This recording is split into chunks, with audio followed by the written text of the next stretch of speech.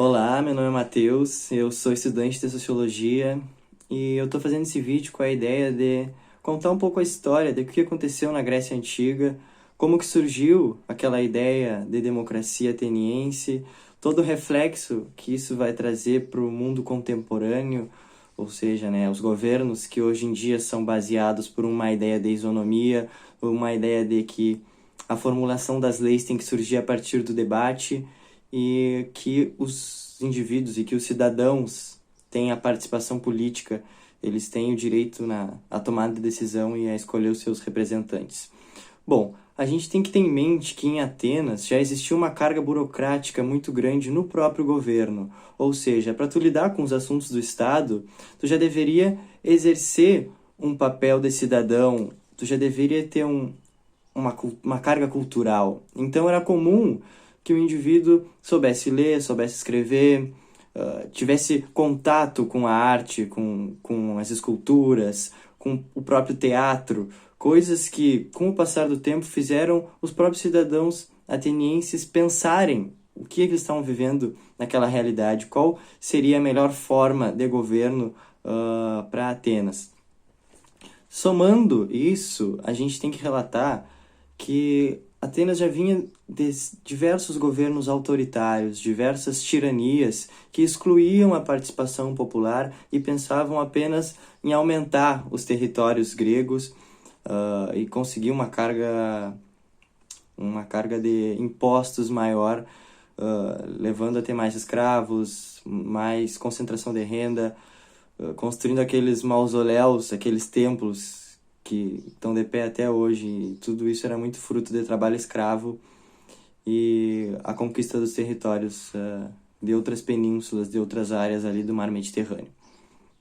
Enfim, somado a isso, somado a essa carga burocrática e governos autoritários, é que nasce a ideia de democracia na Grécia. É a partir das ideias de Clístenes e Solon que vai acontecer essa, digamos assim, não uma revolução, mas nasce o contato, nasce a percepção de que os indivíduos podem participar da vida política. E aí que é a mudança de forma de governo na Grécia Antiga. Nasce a ideia de democracia. Demos, povo, kratia, ou cracia, né, governo. Então, somos nós que vamos governar e não ser comandados por alguém de forma autoritária.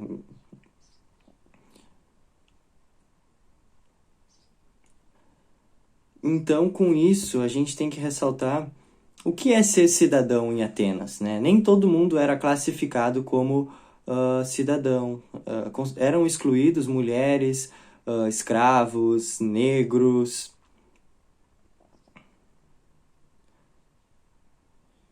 Então, com isso, vale ressaltar o que é a ideia de ser cidadão em Atenas, né? Nem todo mundo era considerado cidadão. Escravos não eram considerados, e vale a pena ressaltar que não é só escravo por causa de onde que tu nasceu ou a tua condição social. Muitas vezes são escravos de batalhas. Quando Atenas conquistava outros territórios e aquelas pessoas se tornavam escravas de alguém que detinha muita terra, alguém muito rico, digamos assim.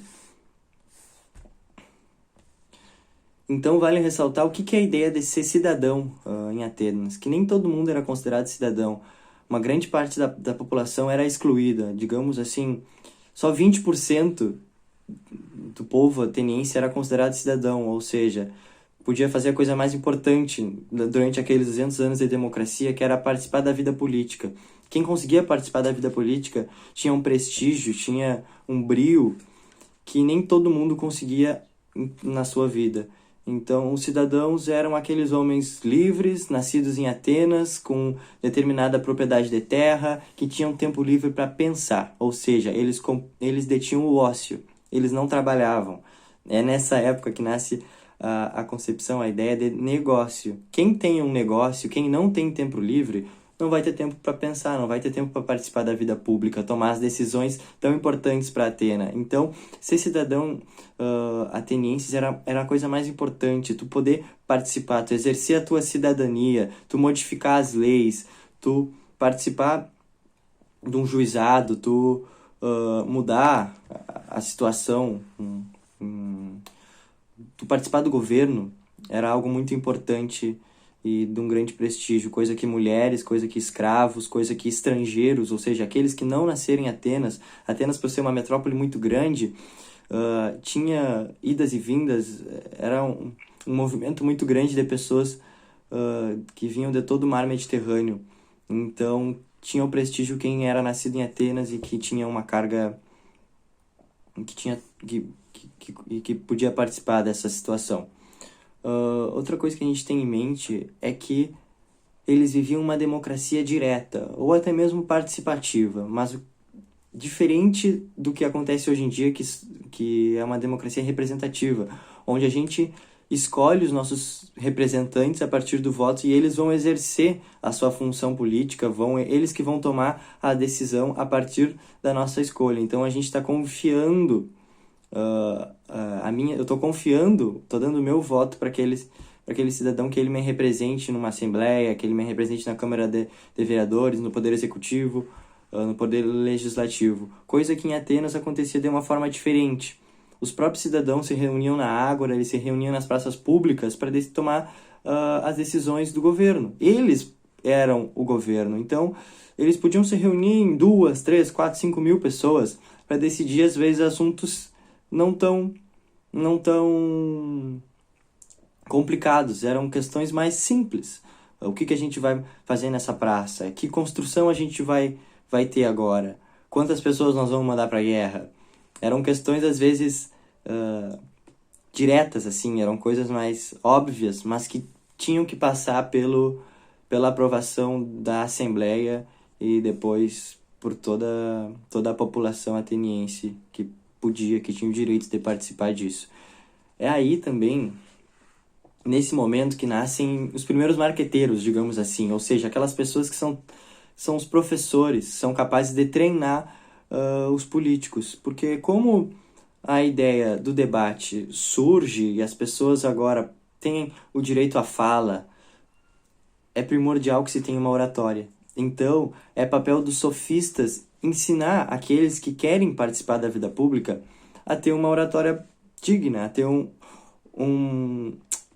uma explanação boa, a um poder de convencimento, algo que hoje em dia é primordial a todos os políticos. A gente vê que tu pode odiar determinada ideologia, determinado político, mas quando aquela pessoa fala, ela tem um poder de convencimento, de explanação muito grande, e isso nasce ali com os sofistas, nasce com esses preparadores de ativistas, digamos assim.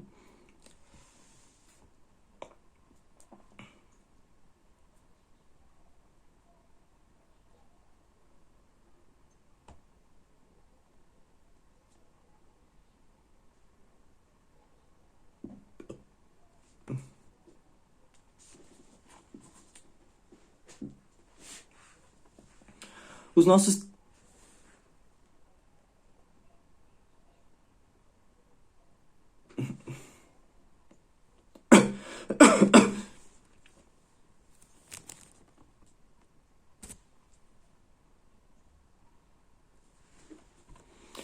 Os nossos três grandes pensadores na filosofia vão viver o final dessa democracia, né? Ela vai durar cerca de 200 anos e eles vão viver ali o finalzinho, já a queda de Atenas, a queda da Grécia como um todo. Então, Platão não vai gostar da ideia de democracia, ele vai achar que é um governo muito espaçado, muito inchado, que não vai ter condição de definir, de tomar um rumo, um caminho certo para o que é melhor para o povo. Então,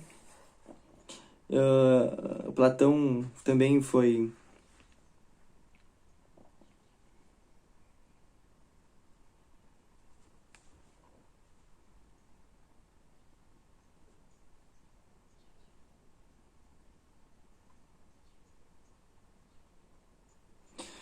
Então, os nossos três grandes pensadores da filosofia, né, Sócrates, Platão e Aristóteles, vão viver o finalzinho dessa utopia democrática que aconteceu na Grécia, que vai durar por volta de 200 anos, e que além de ela podendo ser uma coisa boa para tomar decisões do Estado, ela também...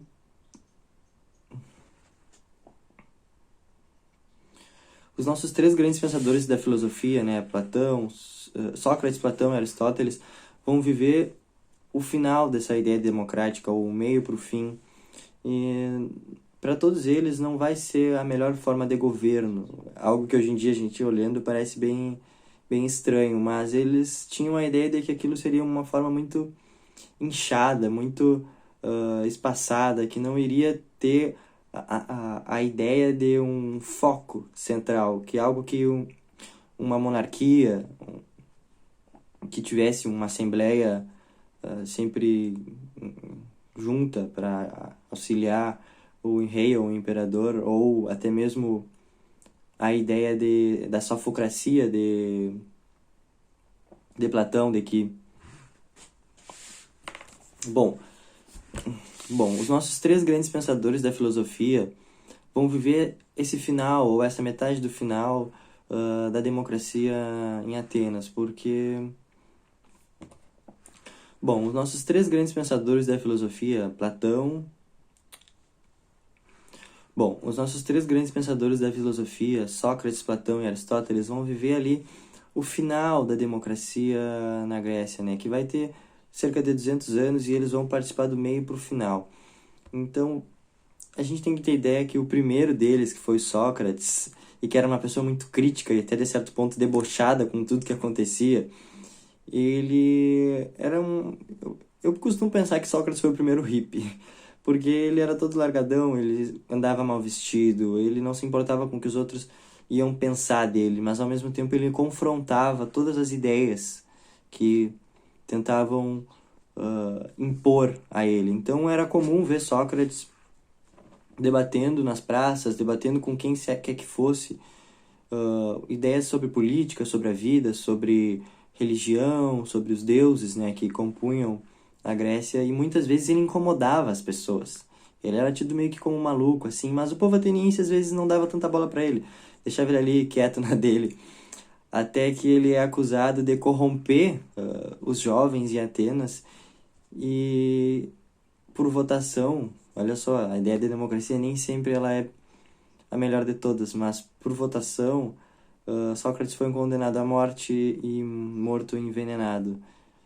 E ele podia ter se escapado dessa se ele tivesse pedido desculpas ou aceitado uma pena menor, mas em vez disso ele riu do juizado que tanto pregou, aquela sociedade que tanto pregou as ideias democráticas, ideias de participação do povo, e que o condenou à morte por exercer sua liberdade de expressão. Então, como esse é o nascimento da ideia de democracia, muitas coisas se confundiam. Então, não significava que tu podia expor todas as tuas ideias naquela época. Tu podia expor, principalmente dentro de Atenas. Tu não podia criticar o que acontecia no governo. Tu podia dar ideias sobre como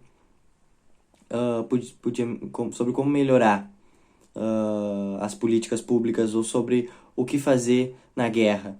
Mas se tu criticasse as políticas públicas de Atenas, tu era muito execrado, de certa forma. E foi o que aconteceu com Platão. Ele era alguém muito engraçado.